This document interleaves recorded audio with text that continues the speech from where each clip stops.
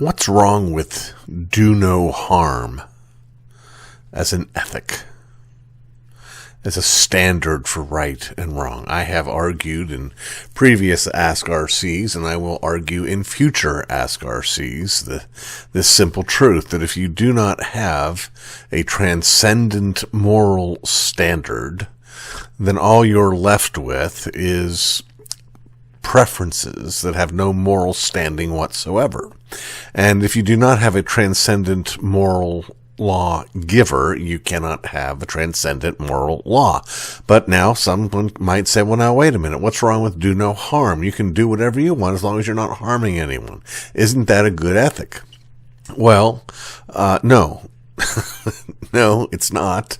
And here's why. It's not a good ethic, not because bad things necessarily happen when you embrace that ethic. It's a bad ethic because it doesn't know how to define what harm is.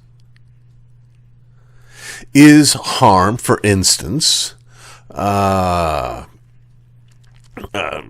say, destroying those cells in a person's body that multiply most quickly? Because that's what chemotherapy does. Is harm letting someone do what is harmful to themselves? So if someone is using a harmful drug and we forcefully intervene, is that the right thing to do? Because we're not doing harm, we're actually preventing harm. But there's another problem, again, is you can't decide what harm is. Why is it better to be alive? Why is it better to be healthy than unhealthy? All of those things are also mere preferences if there is no transcendent moral standard.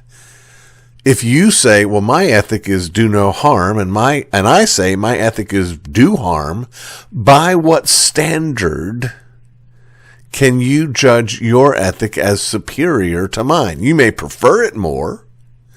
It may create outcomes that you value more, but it will create outcomes that I value less. Why are we going to privilege your outcomes over mine?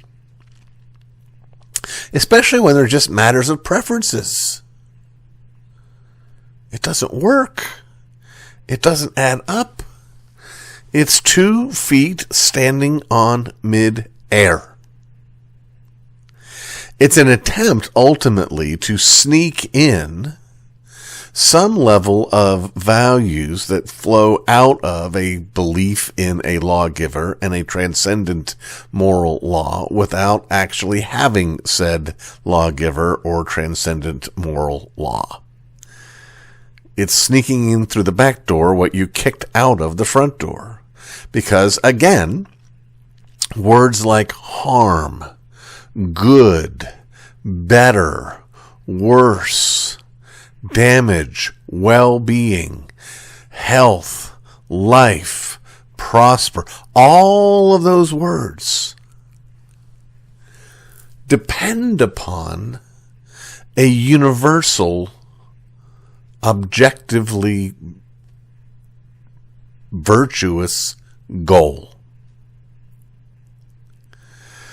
You can't, again, just have your preference and my preference and then decide, well, your preference is the better preference than my preference, when all there is preferences. And put it another way, man cannot determine right and wrong because men disagree.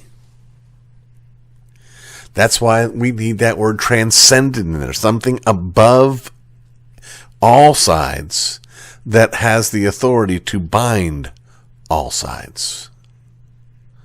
So you're grumbling and you're complaining. If you're one who denies a transcendent moral law, if you're one who embraces this, well, my ethic is do no harm, you have no way to decide what's harm and what's not harm. Secondly, you have no reason to value harm over non-harm. Third, you have no reason to criticize my view that maybe values harm over non-harm. It's all just make-believe. It's all just your wishes, your preferences.